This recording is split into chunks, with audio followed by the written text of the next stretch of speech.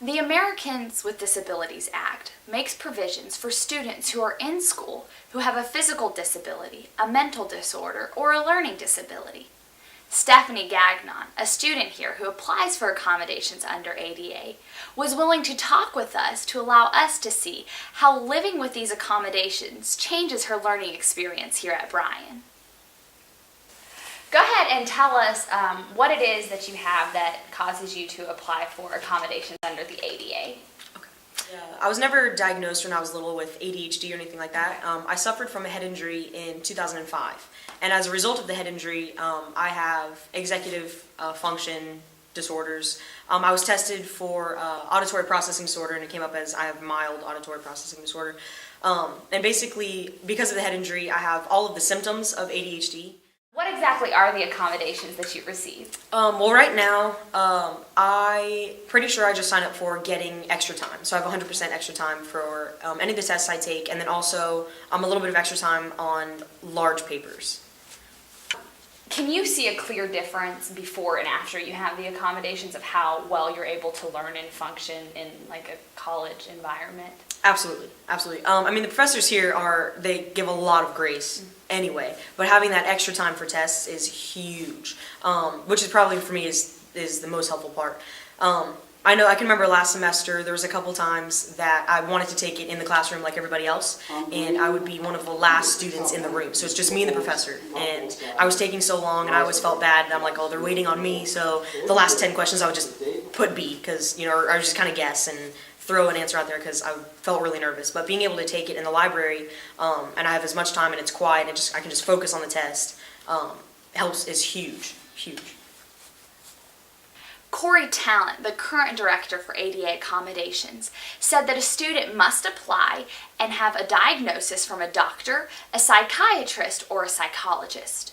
Once the student applies, she sits down with him or her, and together they decide accommodations that would both be appropriate and necessary.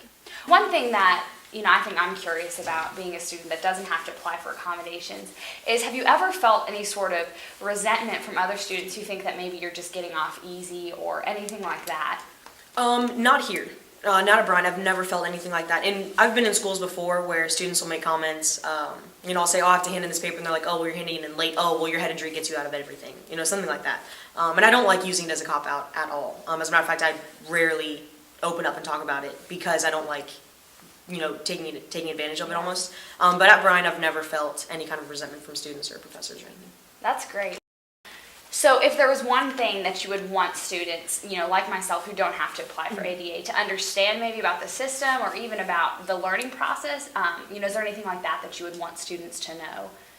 Yeah, I think, I can't speak on behalf of all students that have some kind of learning disability, but I know for me, it's a lot of times the students feel stupid anyway. And we're not completely stupid. I'm not, we're not stupid. We might just learn differently.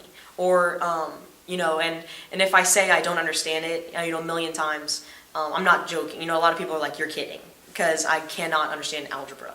And it's not a joke. It's really the most important thing that anyone can have with me is patience, I think, because it just takes me a long time. I'm not stupid. It just takes me much longer to process and understand, and then to kind of verbalize it or write it down or anything like that. So it's, I think it's just, if anyone were to know how to deal with student with learning disability, it would just be patience and mercy, I guess, almost, because it's not stupidity, it's just a different way of going about it, I guess.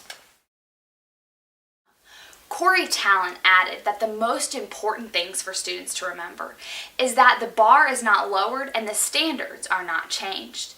The ADA accommodations merely help students who have disabilities to reach those standards.